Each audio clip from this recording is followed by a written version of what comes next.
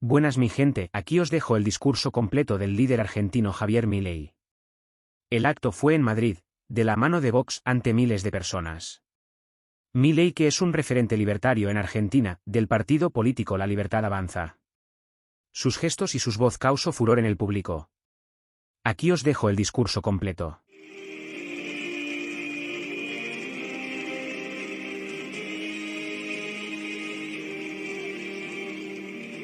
Buenas tardes. Muchas gracias a todos ustedes. Muchas gracias. No creí que de este lado del Atlántico me conocían tanto.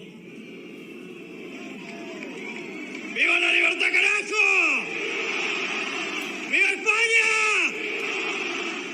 ¡Viva Vox! ¡Viva Santiago Abascal! ¡Vamos contra los zurdos! En primer lugar, deseo darles las gracias a todos ustedes por esta tan calurosa bienvenida. Deseo darle las gracias a Vox y muy especialmente al queridísimo Santiago Abascal por haberme invitado y poder estar junto a ustedes. Muchas gracias.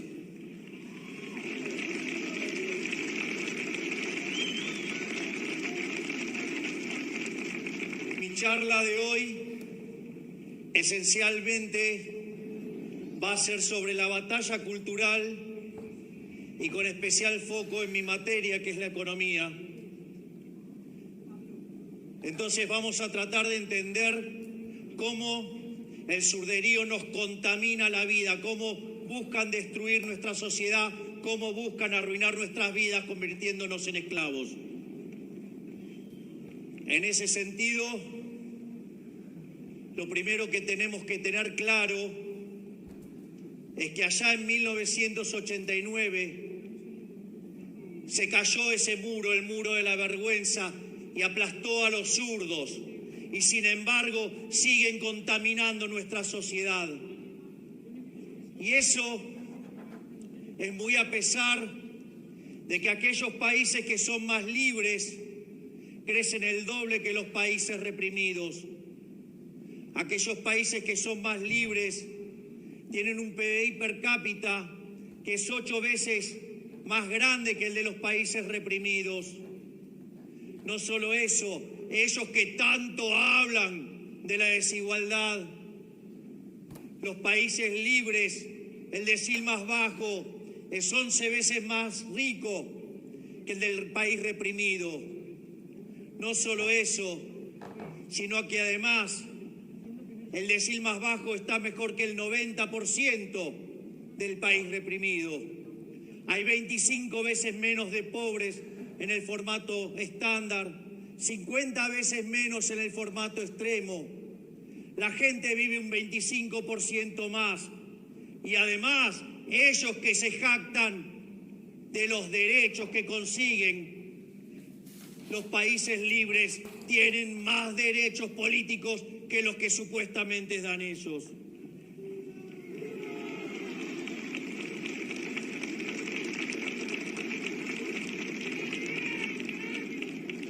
Frente a estos números,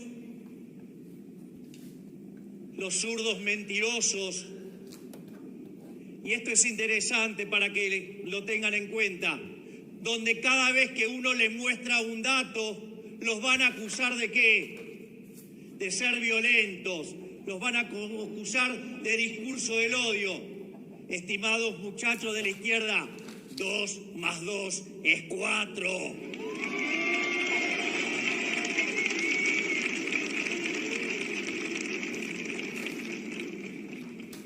Y muchas veces, cuando uno plantea esta cuestión de evidencia cuantitativa, dice, pero no, son países que son culturalmente distintos, que tienen elementos distintos, personas distintas.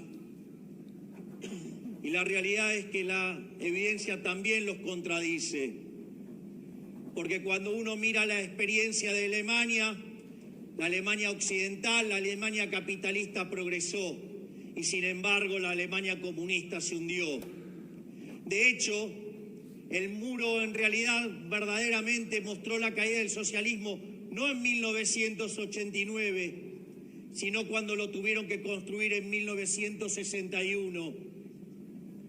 Es más, esa triste historia está narrada por una canción de un compatriota de ustedes, Nino Bravo, que se llama Libre y que justamente cuenta la historia de Peter Fetcher cuando intentó salir de ese horror que es el socialismo real.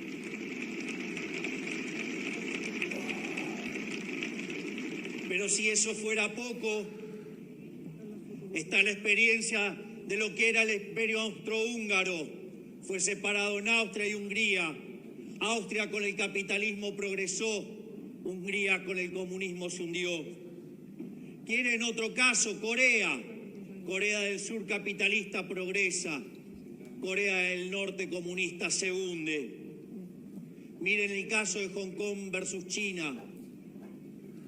O miren el caso de Argentina. Argentina, cuando abrazó las ideas de la libertad en 1895, después de 35 años, llegó a ser el país más rico del mundo. Hoy, después de más de 100 años de estar abrazando tanto socialismo, hoy Argentina está 70 en el ranking mundial si se toma el tipo de cambio oficial y 140 al paralelo.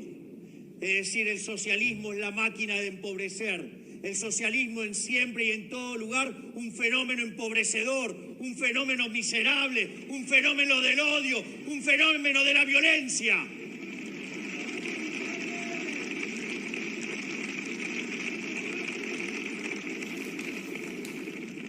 Y en este contexto, donde todo lo que tocan lo arruinan y lo empobrecen, decidieron trasladar la batalla y la lucha de clases desde la esfera económica a otros aspectos de la vida social para ir inoculando esa basura que es el socialismo.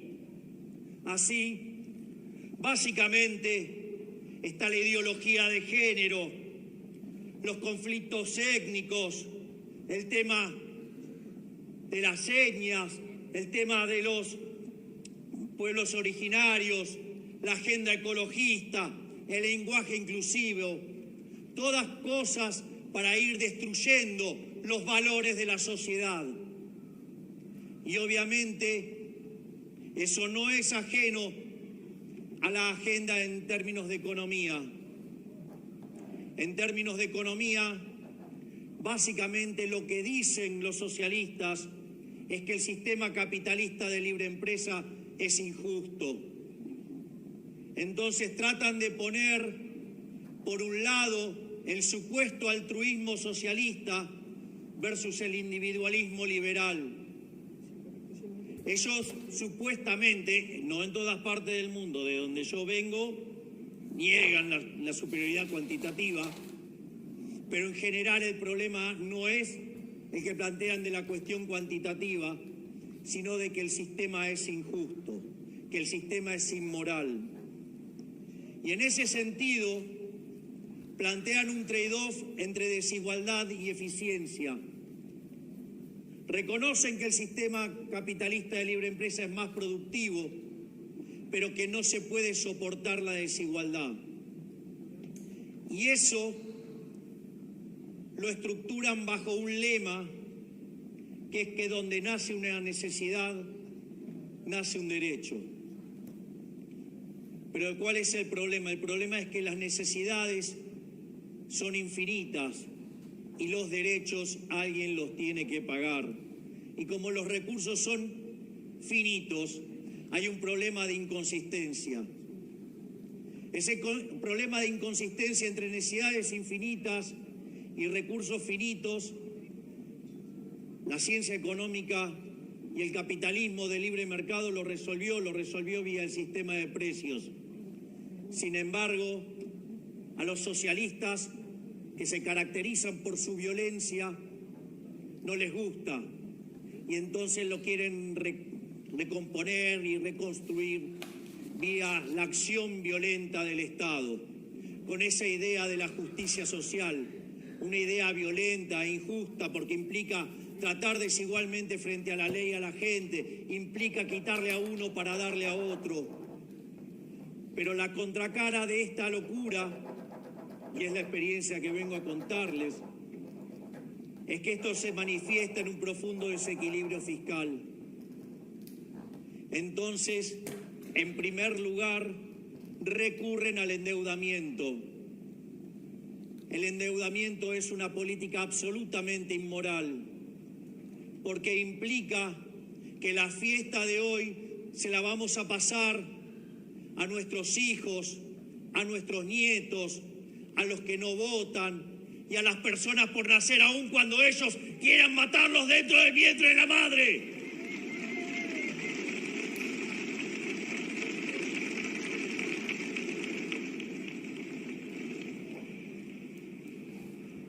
La otra alternativa que suelen utilizar es el financiamiento vía el Banco Central, es decir, financian el déficit fiscal con emisión monetaria, generan inflación que no solo perjudica el crecimiento económico, sino que ellos que tanto dicen defender a los más vulnerables, les pega entre 25 y 30 veces más fuerte a los más vulnerables. Es decir, ellos, digamos, que tanto se ocupan de los pobres, lo único que hacen es aumentar el número de pobres.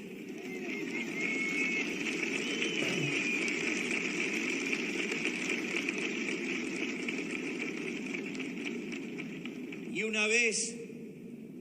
una vez que agotan estas fuentes irregulares, como es el endeudamiento, como es la emisión monetaria, recurren lisa y llanamente a la violencia que implica el cobro de impuestos. ¿O de dónde creen que viene la palabra? Impuestos a punta de pistola, coerción. Nadie los paga voluntariamente. Y en ese sentido, en la medida que van subiendo los impuestos, va apareciendo el Estado presente y todo lo va destruyendo y el desempeño de los países cada vez es peor.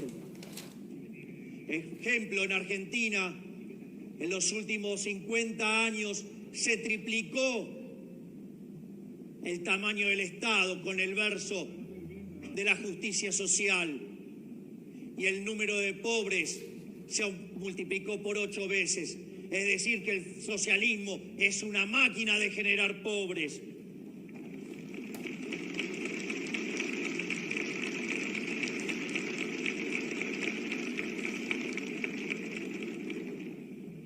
Y en este sentido, también hay parte de responsabilidad de la forma en cual se estudia la economía.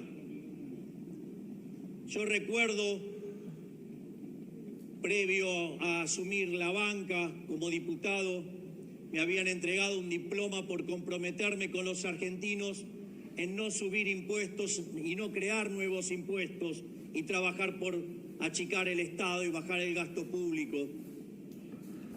Y en esa reunión donde yo tenía que disertar, me encuentro con la situación de que un supuesto economista clásico decía que lo único que justificaba la intervención del Estado era la presencia de fallos de mercado. Reflexión sobre la que yo tengo para decir que los fallos de mercado en realidad no existen y que cuando ustedes se encuentren a alguien hablando de los fallos de mercado, lo primero que habría que sugerirle es si no está el Estado metido en el medio molestando, interfiriendo y causando daño.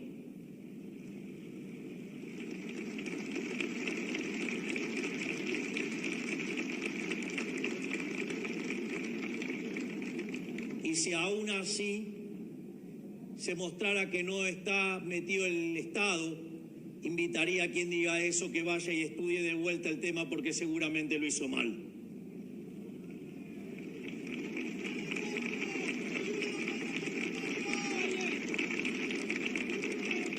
Pero el eje central por lo cual les comento esto, que tiene que ver con los grandes riesgos que implica el socialismo, y es el comportamiento dinámico que esto implica.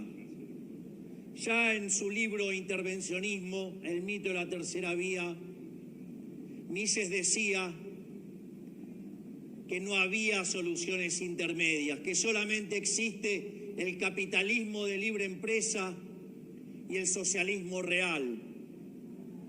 Y siguiendo la lógica de camino de servidumbre de Hayek, cualquier intervención que se haga,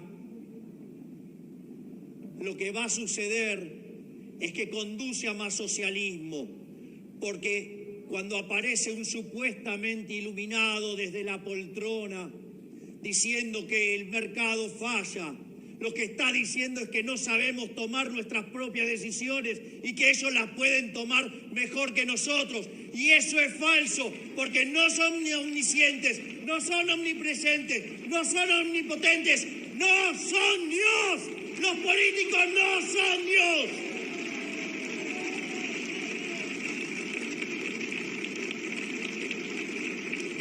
Y en ese sentido, cada vez que aparece la garra del Estado, a lo que funcionaba bien, ahora empieza a funcionar mal. Y eso después demanda más intervención, y después aparece más Estado, y aparece peor funcionamiento, y así sucesivamente. Va creciendo el socialismo, y así nos van robando la libertad. Por lo tanto, quiero también dejarle el mensaje que esto no es para tibios. Acá no valen las soluciones intermedias, porque las soluciones intermedias son funcionales a más socialismo, son funcionales al comunismo.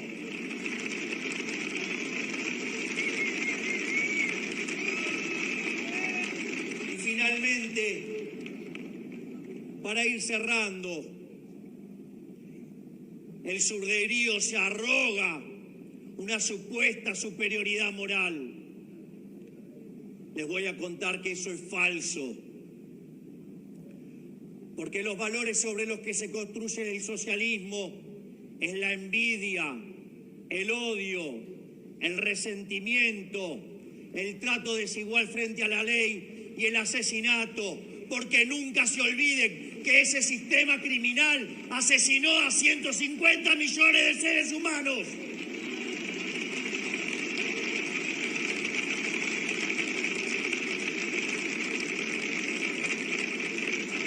Mientras que por otro lado venimos y le proponemos el sistema de la libertad, como fue definido por el máximo prócer de las ideas de la libertad en Argentina, el gigante profesor Alberto Venegas Lynch, hijo, que dice que el liberalismo es el respeto irrestricto del proyecto de vida del prójimo, basado en el principio de no agresión, en defensa del derecho a la vida, en defensa del derecho a la libertad, en defensa de la propiedad privada, cuyas instituciones no solo son la propiedad privada, los mercados libres, la libre competencia, la división del trabajo, la cooperación social, y donde solamente es posible ser exitoso sirviendo al prójimo con bienes de mejor calidad a un mejor precio.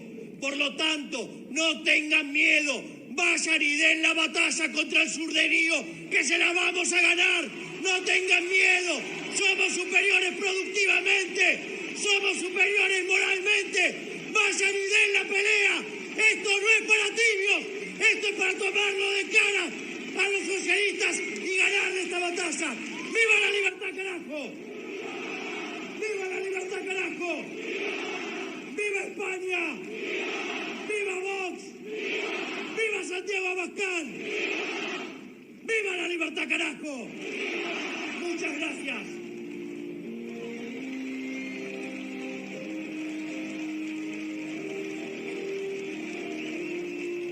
Bueno, mi gente, en muchas cosas tiene razón.